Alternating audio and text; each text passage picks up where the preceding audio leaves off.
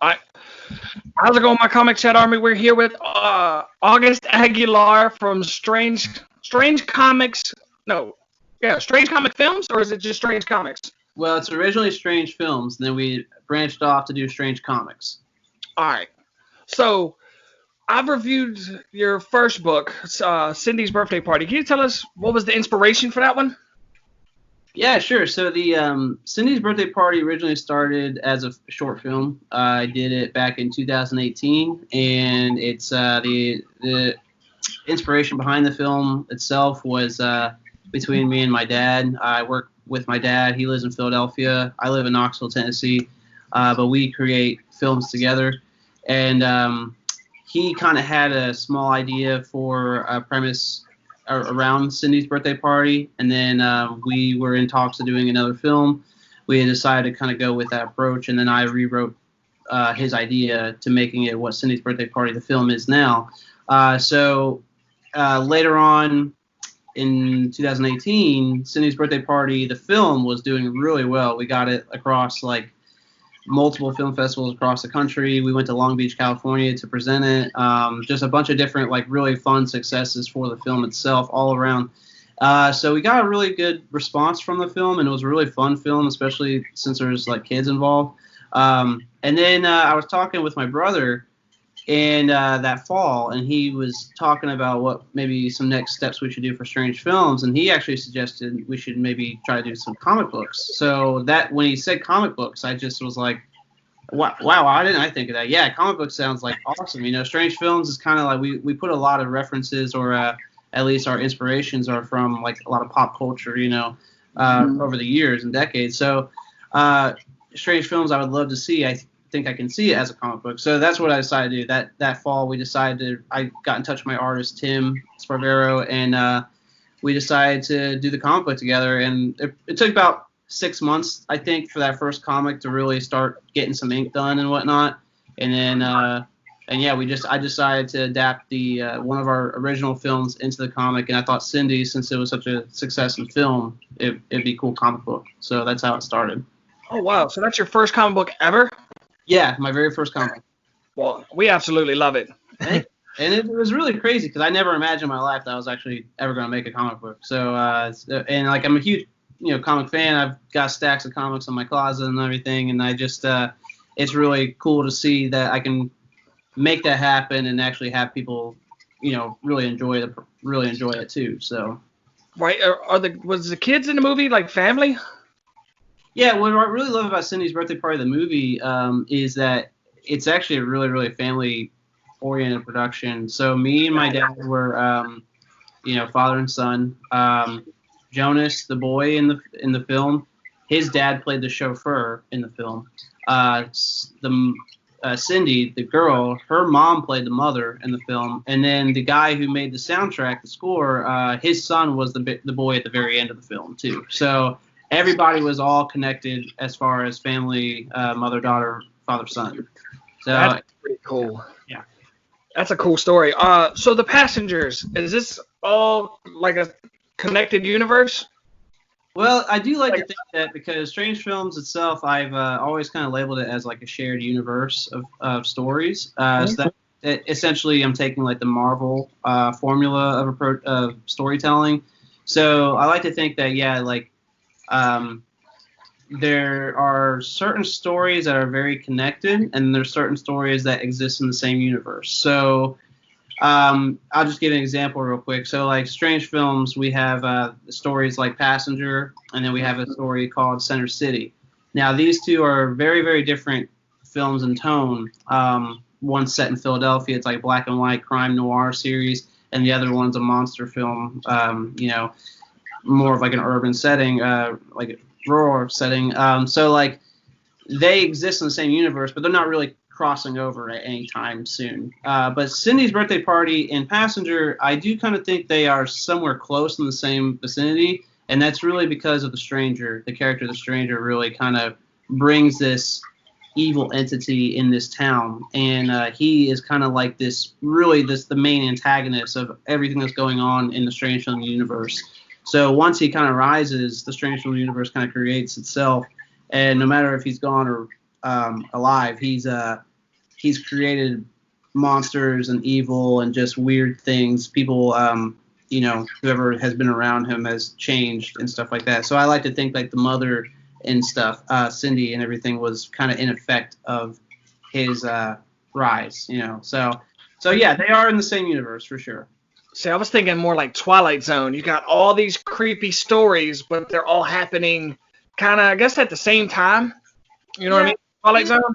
It's open interpretation. Honestly, as I write new stories, it's in my own interpretation too. I have to kind of address that same question. Like, is this connected to this or that? Like I like to think that not all my films are directly connected to The Stranger or in the same like street or whatever of the films, but like I do like to think that there is something that happened in the Strange Films universe that maybe caused this sprawl out. But yeah, I do like to think of it as like one-shot tales too, like or little mini, like you said, Twilight Zone kind of stories where they're just all these own little crazy weird stories and tales that's going on. But we do like to keep it under one umbrella, like the Strange Films universe. I think that's a really different thing that we set ourselves away from other filmmakers who just like to make, random short films, which I like making random short films too. But we do like to try to keep in a cool shared universe of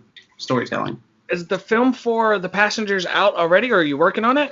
No, it's already out. Yeah, you can actually watch it on YouTube. It's just Passenger, Strange Films, August Aguilar, however you type it in. We actually made that before Cindy's birthday party. We made that in 2017, which it kind of come back this year, which was really cool because the comic book came out this year, but it played in a few different festivals when it first came out, and then it played in a festival again earlier this year. But yeah, we made that in 2017, and I always thought that would have been a really cool comic book itself as well. So I said if Cindy's did well, that I would make Passenger the second one. So is that the only 2 short films on there? I'm gonna link them down in the description. Well, currently Strange Films, the Strange Films universe, we have about 11 short films. 4 of them are in one series, the Center City series. The rest are all like different. So like Cindy's Birthday Party actually has a sequel. It's called Happy Mother's Day. It's on our Strange Films channel. Passenger, it's actually technically a sequel to our first film called There's Something Down the Road, which is on our YouTube channel as well. But I make these films where you don't have to watch one or the other to know that it's a sequel or not. Like you can watch Passenger, and then if you ever stumbled across There's Something on the Road, you'd be like, oh wait, hey, I just saw that guy in Passenger. But they're all like their own contained stories, so I try to make it, for any new person that comes into our universe, that they're not like confused whatever they see. So but yeah, we have a lot of different films. I actually just posted a new film right now. It's an older film I did, but I did a new cut of it. Like it's a director's cut of it. Yeah, there's quite a few films out there at the moment. All right. So what got you into short films? Well, I've been a movie fan and advocate for film pretty much my whole life. I mean, when I was a kid, I started doing little camera work with my home cameras and whatnot, making short films with my friends and my family. And in high school, I learned a little bit about it. And then in college, I really studied most of that interest. I studied most film techniques and I did film classes. I did films in college. But after I graduated, about 2 years after, I didn't do anything for 2 years after I graduated. I worked in the news and stuff for a while. But after I graduated, about 2 years later, I was kind of just trying to figure out what I wanted to do with my life and just like explore my interests and hobbies and stuff. And it was an ad for a horror film festival is what sparked my sudden interest to like pursue filmmaking again. And that's when, in 2016, that's when I just started. I just was like, I'm just going to start putting all myself into filmmaking and whatnot. And I made my first short film. There's Something Down the Road. And then after that, it's just really been like nonstop, just trying to create new content and creating new films and whatnot. And So the filmmaking itself has always been an interest and passion of mine, but I didn't really utilize and acknowledge that until a few years ago. All right. What advice would you give to the new and upcomer filmmakers? Uh, I think like the biggest thing you can always just do or tell somebody is just go for it. I mean, if you have an idea or if you have something you really want to try, like no matter how you look at it, you know, you can make anything. You know, you can create something, and you don't have to be the next Spielberg. You don't have to be like, you know, you don't have to put yourself on this high pedestal. You can literally just try and create. If you have a camera and you can shoot it, have something and put together anything in an edit, you're a filmmaker, you know. So like filmmakers, I think the biggest obstacle for them is like thinking they can't do it. And I say, you know, anybody can do anything if they really want to, especially filmmaking, since really in this day and age it's so easy to do, it's so accessible to do. Like you can literally make a short film on your cell phone, you know, like your iPhone and stuff like that. So like you can just take an idea, no matter how silly or cool or crazy it is, and just roll with it, you know. Like and the thing what I learned especially too is, you know, you're gonna fail so many times like before you really hit something that you really are satisfied with or happy with, and that's okay, that's great, you know. Like you should practice. Just so yeah, filmmakers in general or whoever's aspiring to be like a creator, like I think you should just go for it. If you're truly dead set on like trying to do something, just take the first step. The first step is the hardest step to take, you know. After that, then like it gets fun and it gets exciting, and then you make something and you're like, oh wow, that was really neat, I'd like to try that again, and you just get better and better. All right. And who do you have helping you? You don't do these comics all by yourself. I know you write them, create them. Do you draw them also? No, so Tim Spavero is my artist. He's essentially the only guy I work with the comic books. So because I can't draw, I mean, I wish I could. Like it's a dream. I wish I could.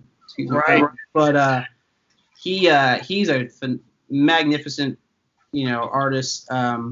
Spavero Comics and Infinity Comics. I've worked with him for a few years as far as him like doing logos and stuff for me and posters for my films, but he already had a comic book like franchise of his own, so he thought he would agree to help me with mine, and he's the only one that I communicate with, that I spit my ideas to, and he just brings it to life, and everything else as far as writing the story, getting it printed and publishing and pushing it out there and whatnot, that's all that, you know, everything else is me. As far as the films go, mainly it's me. I mean, I do run as like a one-man band for the most part, but like the other, in recent years, especially a couple of years, I've started finally getting a little team together that I can kind of rely on to help me with events and shoots and stuff like that too. All right. And where can people get your comics at? Well, the best way to get in touch with me to get a comic book is really through the Strange Films Facebook page or Strange Films website. You know, you can get in touch with us through like the email strangefilmstudios@gmail.com or strangefilmstudios.com.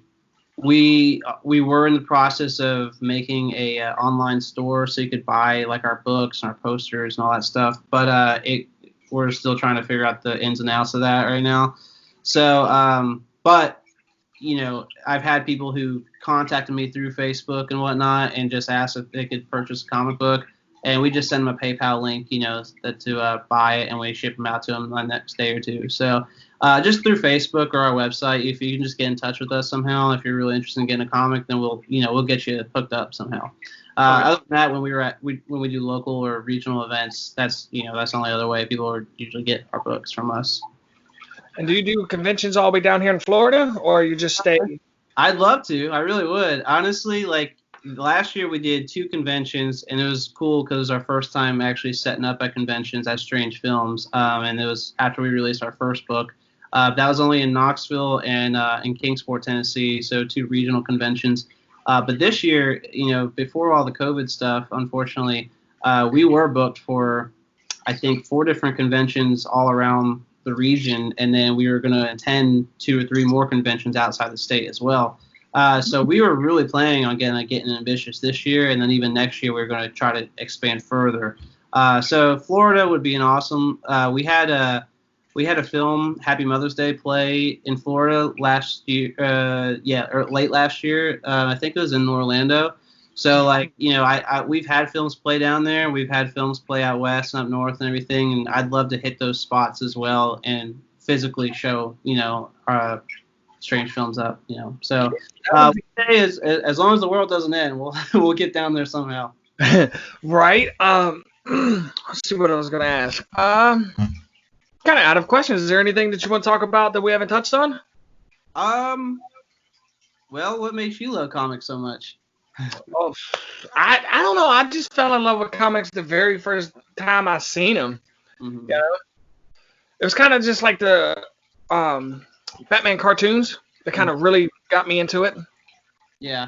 I really like your reviews. You did a really great job talking about our book, and I've seen a couple of other your videos and stuff like that too. So you do a really good job on kind of analyzing everything. Right. Thank you. So, well, I got a question. Do you set up a Kickstarter or an Indiegogo to fund your book? Yeah, actually, both Cindy's and Passenger we did a Kickstarter for, which I was really nervous about doing the first one because I never did anything like that before. I always self-fund or do on a zero budget. But I knew the Cindy's, well, finishing the book was kind of an expensive process. Not only paying for like the art for every page, but getting it printed and, you know, distributed and whatnot. So when I did the first Kickstarter, I did it at the halfway mark of finishing the book. So I had 6 pages done, and I was like, okay, we'll do it. We'll set a small goal of 700 and see what happens. And you know, if it doesn't get funded, that's okay. I'll just finish it on my own. It's just going to take a little longer. Right. But to my surprise, in 6 days, we got overfunded. We were completely funded, and then by the end of the campaign, I think we were about $500 over the original budget or the original goal that we set ourselves. So the second Kickstarter, I was feeling a lot more confident about doing that, and in 5 days we got overfunded. We didn't hit quite as high as we did with Cindy's, but we still got over our goal and enough to get all of our stuff printed and everything like that too. So Kickstarter is a really, really cool medium, and ever since I started using Kickstarter for my own projects, I've actually followed and backed a lot of other people's projects too. I've got like stacks of other indie comic books that I've ordered or backed other people's projects and stuff like that too, because it's a really, really neat platform. I mean, you get to see everybody's creations on there, and you know, anywhere from comics to music to art, whatever it is. But I've kind of got addicted to Kickstarter, actually, even just like backing other people's projects and whatnot. So you know, we'll probably go that route for our third book, just to, you know, see what happens again. But I don't like to. We did it once last year, we did it once this year, and I don't want to I don't want to do it like multiple times a year, just because I don't want to be that guy that just says, hey, keep pledging to our stuff, you know. So right. But it is a really, really neat platform. I think if you have the right reach to people people like your work, you'll get the success you're looking for. All right. Well, that's it. Do you have any shout outs or anything you want to tell the people? Shout out Tim Sparrow for creating or inking and illustrating, coloring the comic books. You can find his stuff in Infinity Road Comics. Shout out to all my Strange Films people. And thank you for interviewing me and taking the time to look at our books and whatnot. I hope you enjoyed Passenger. And if you want to check out our films, you can find us strangefilmstudios.com, Strange Films on YouTube, our Facebook page, Instagram. All of our films are available on YouTube for free to watch. And then Cindy's and Passenger are comic books. So if you ever want to check out those books physically, just get in touch with us through our Facebook or something, and we'll get you hooked up. But thanks for taking the time to talk to me, man. Oh, yeah, it's not a problem. Thank you. All right, man. Appreciate you. Yep.